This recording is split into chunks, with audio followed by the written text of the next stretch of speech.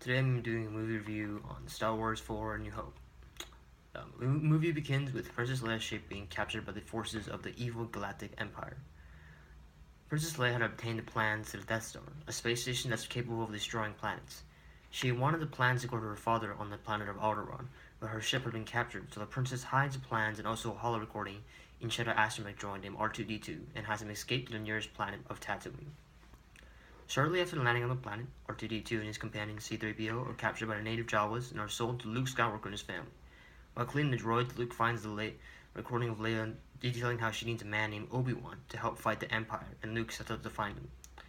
Um, he finds Obi-Wan in the desert, and Obi-Wan rescues him from a pack of Jawas. And after Luke finds Obi-Wan, Luke finds out that his aunt and uncle were killed by the Empire. Luke then decides to go to the planet of Alderaan with Obi-Wan, and the pair hire smugglers Han Solo and his partner Chewbacca to help them reach Leia's father at Alderaan. Upon arriving at Alderaan, the crew find out that the planet has been completely destroyed by the Death Star by the order of Grand Moff Tarkin. The crew is then found by the Death Star and are pulled into the station by the tractor beam. Inside the Death Star, the crew manages to rescue Princess Leia and turn off the tractor beam, and are just about to escape when Obi-Wan sacrifices himself while battling the evil Darth Vader so that Luke and his crew can escape. The crew and the rebels then devise a plan to take on the Death Star. They find out from the plan that there is a vulnerable exhaust port that connects to the station's main reactor. Luke joins the rebels in their attack on the Death Star. During the battle, the rebels take heavy losses, and Luke ends up being the one leading the attack. Guided by Obi-Wan's spirit, Luke is able to destroy the port seconds before the Death Star was going to destroy the secret rebel base.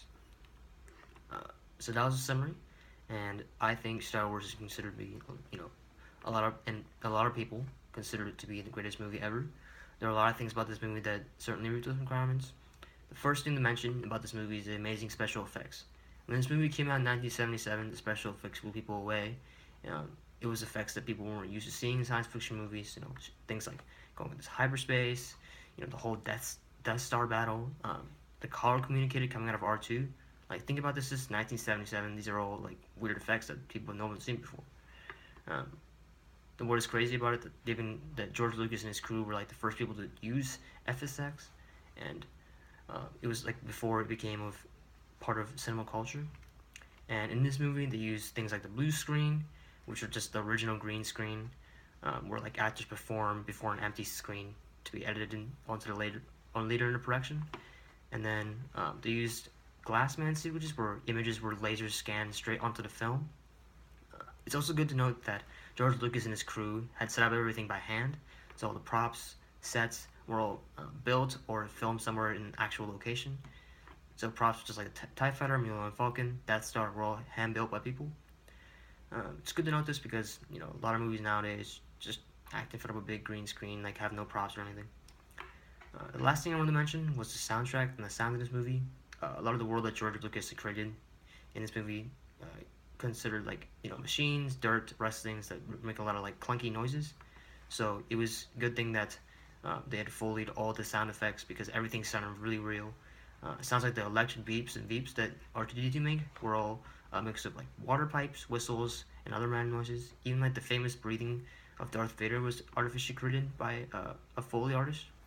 It was created by a mix of like placing a microphone inside a scuba breathing device, and then so like all these sounds synced with the visuals really well, and it just sounded great. The soundtrack is one soundtrack, like I said, I'm not gonna forget. Themes such as the main theme, like themes like that. I really loved it. Star Wars 4 was literally the movie that got me to like movies. The sound effects, the sounds, characters about this movie was awesome. Hopefully, after listening to this, everyone will come to appreciate how good this movie was.